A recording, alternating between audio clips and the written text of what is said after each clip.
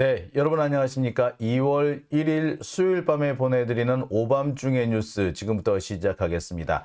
오늘은 좀 원활하게 진행이 되고 있죠? 다행스럽습니다. 어제 참 많은 일들이 있었는데 어제는 방송 준비를 하는 와중에서 이 장비가 스위처라는 게 있어요. 이게 그 카메라를 이렇게 바꿔주는 그런 장비가 있는데 갑자기 인식이 안 되더라고요. 근데 오늘은 네, 인식이 잘 됐습니다. 그리고 마이크도 지금 정상적으로 나가고 있죠? 네, 잘 들리시죠? 네.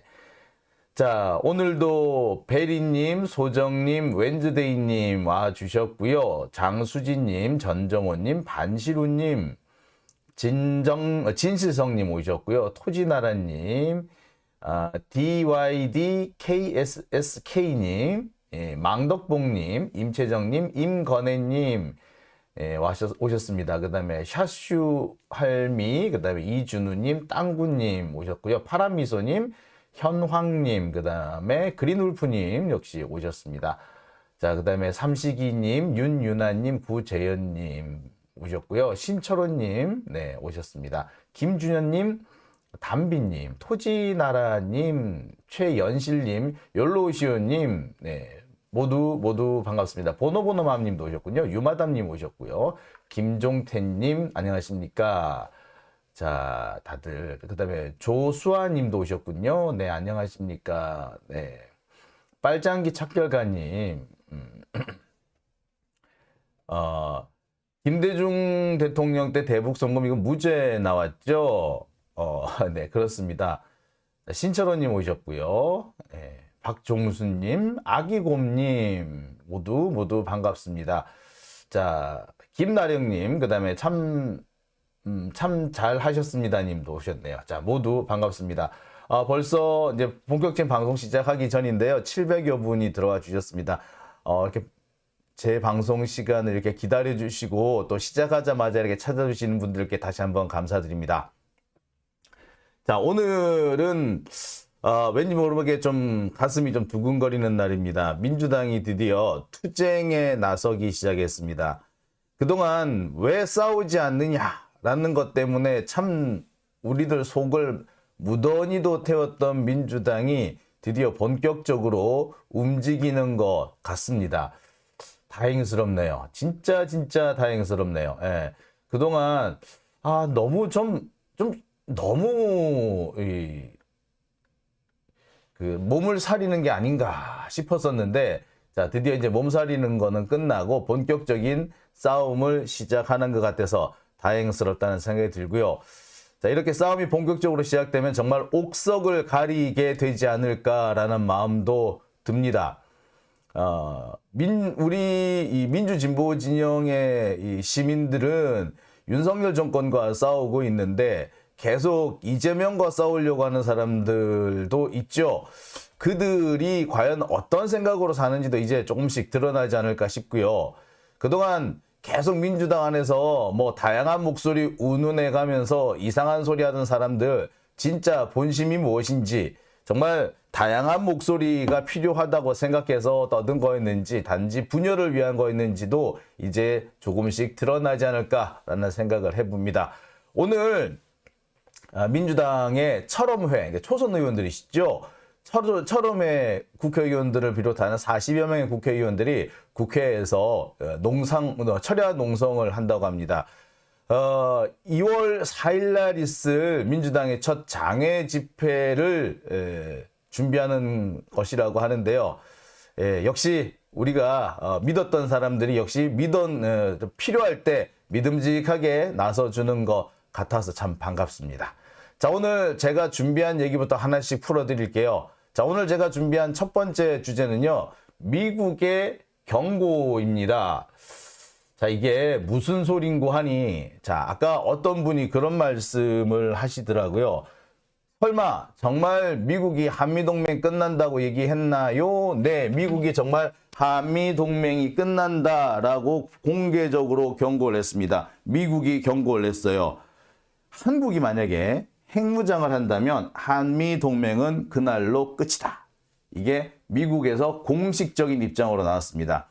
갈루치 차관보라고 혹시 여러분 기억하십니까? 90년대 말 대북 특사로 이 한반도 정세를 좌우했던 바로 그 미국 행정부의 클린턴 정부의 고위 관료였습니다.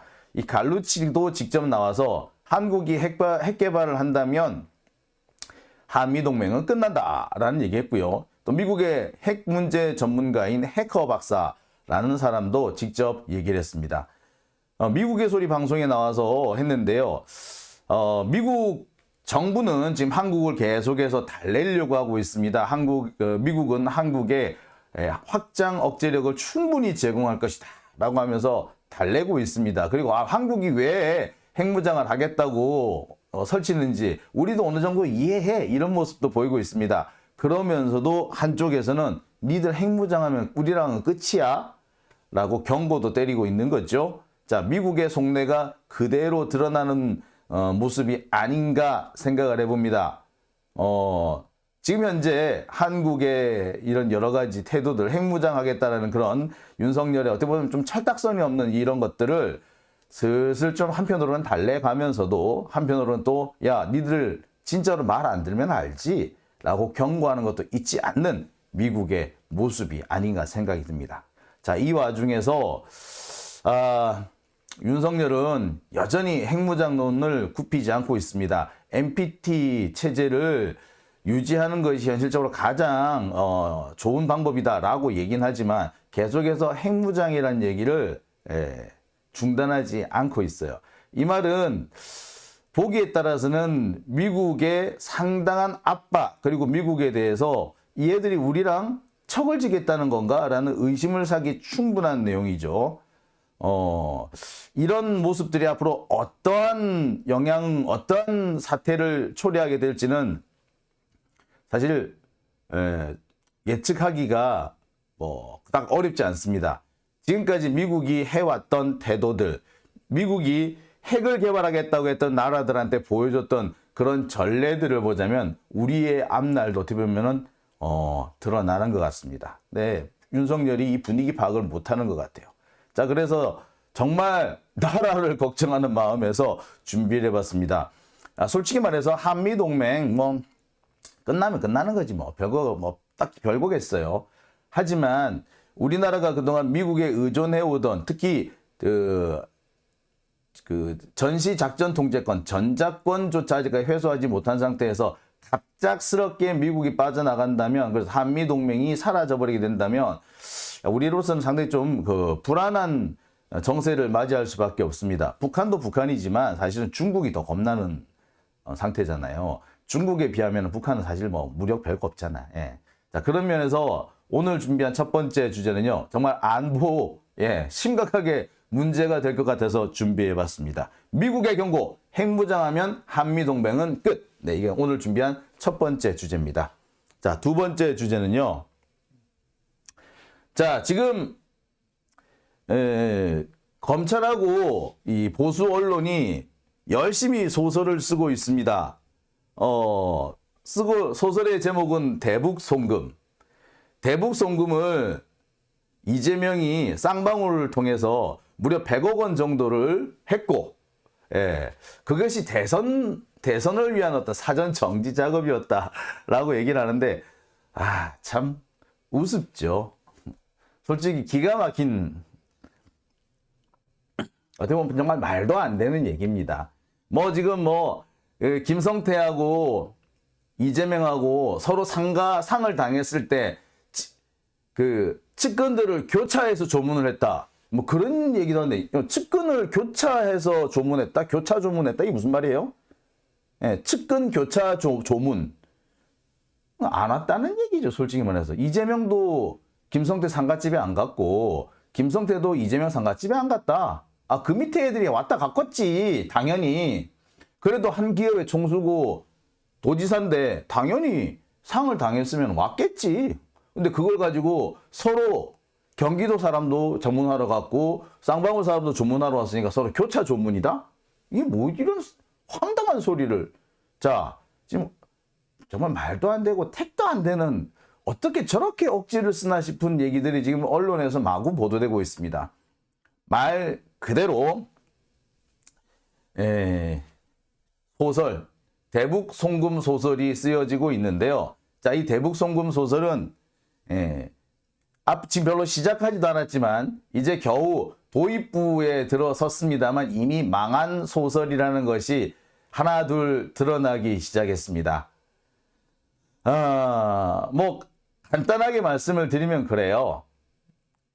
김성태가 이재명한테 전화를 했다는 그날 이재명은 전화를 받을 수 없는 상황이었습니다. 무슨 얘기냐고요? 네, 조금 이따가 자세히 전해드리겠습니다.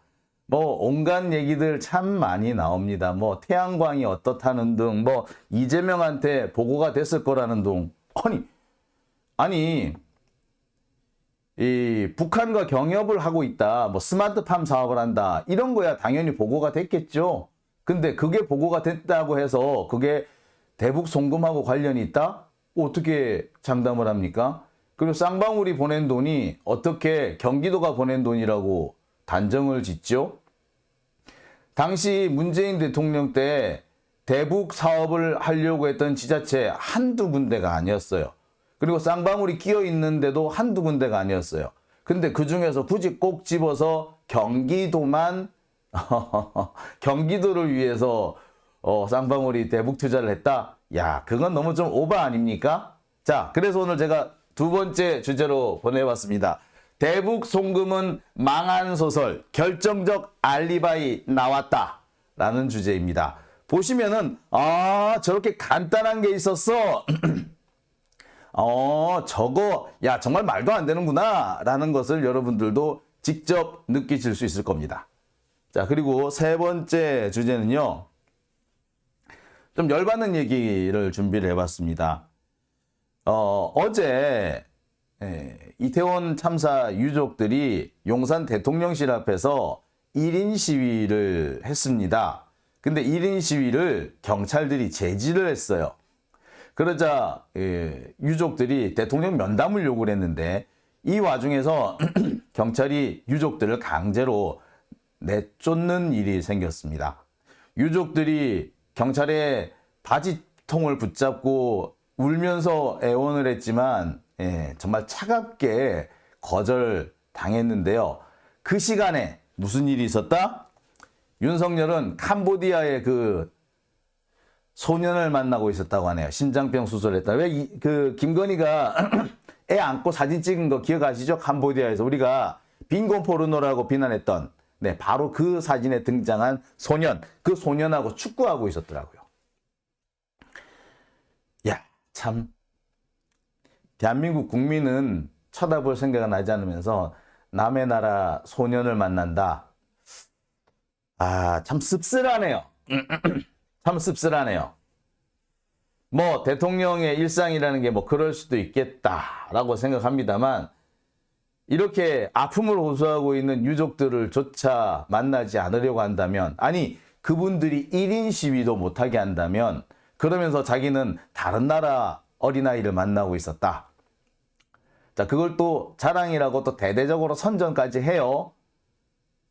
이거는 대놓고 이태원 참사 유족들을 무시하는 태도죠.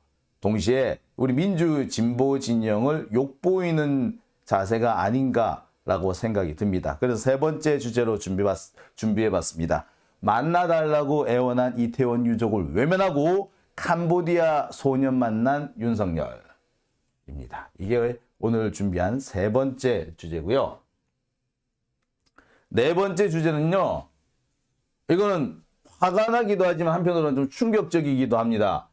지난 5년 동안 후쿠시마 그 사고가 난 오염된 방사능으로 오염된 바닷물이 우리나라 해역에 500만 톤이나 뿌려졌다라는 소식입니다. 충격이 아닐 수가 없어요. 자, 이게 어떻게 된 거냐? 선박에는요, 배 밑바닥에 배의 평형을, 무게 중심을 잡아주기 위해서 실는 평형수라는 게 있습니다. 이 평형수는 이 화물을 얼마나 실느냐에 따라 가지고 추가로 담기도 하고 또 뽑아내기도 합니다. 이 평행수라는 건데, 이 평행수를, 그러니까 외국의 바다에서 뽑아와서 우리 바다에서 뿌리는 경우가 상당히 많았고, 우리 바다에서 빨아들여가지고 외국 바다에서 버리기도 합니다. 근데 문제는 후쿠시마 근해에서 뽑아 올린 병행수가 우리나라 바다에 버려졌고, 그 양이 500만 톤에 달한다는 겁니다. 후쿠시마 근처의 바다는 지금도 솔직히 안심할 수 없는 곳입니다. 기형의 물고기가 많이 발견되는 곳이죠. 일본은 굳이 안전하다고 주장하고 있지만 아닙니다. 일본은 벌써 그 바다에 오염수를 대량으로 방류를 했습니다. 근데 그 바닷물을 우리가 가지고 와서 우리 바다에 뿌렸다고요? 근데 그게 5만 톤씩이나 됐다고요? 그런데 우리나라 해양수산부는 아무 문제가 없다라고 얘기했답니다. 아, 이거 충격이 아닐 수가 없죠. 왜, 뭐야 이거? 지금이라도 확인이 됐으면 기준을 세우고 앞으로 대책을 어떻게 세우겠다라고 말을 하는 것이 맞는데, 문제 없어요 라고 하면은 이건 국민들을 위험에 그냥 내몰겠다라는 그런 태도로밖에 보이지 않습니다. 화가 나기도 하고요. 한편으로는 저렇게 일본의 저자세인가? 도대체 윤석열은 일본에 뭐가 약점을 잡혔길래 저렇게 쩔쩔매는 친일 외교를 보이고 있나라는 생각을 안 할 수가 없습니다. 자, 그래서 오늘 제가 준비한 네 번째 주제, 지난 5년 동안 500만 톤 후쿠시마 오염수가 우리 바다에 뿌려졌다 입니다. 자, 이렇게 오늘 네 가지 주제로 오늘 시간을 좀 꾸려가 보겠습니다. 자, 후원해 주신 분들 소개해 드릴게요. 자, 승리택배님, 장용진 기자님 응원합니다 해주셨고요. 보스 형님, 기자님 가족분들 화이팅 하셨네요. 아유, 감사합니다. 자, 그리고 다른 분들도 계신 것 같은데, 그린 울프님, 네, 감사합니다. 자, 이렇게 오늘 시작하면서부터 이렇게 후원해 주신 분들께 다시 한번 감사 인사드립니다. 자, 오늘 이렇게 네 가지 주제를 준비해 봤는데요. 조금 평소와 달리 좀 정시에 출발하기는 했습니다만 어떻게 될지 모르니까 지금부터 하나씩 둘씩 이야기를 풀어가 보겠습니다. 자, 지금부터 시작합니다.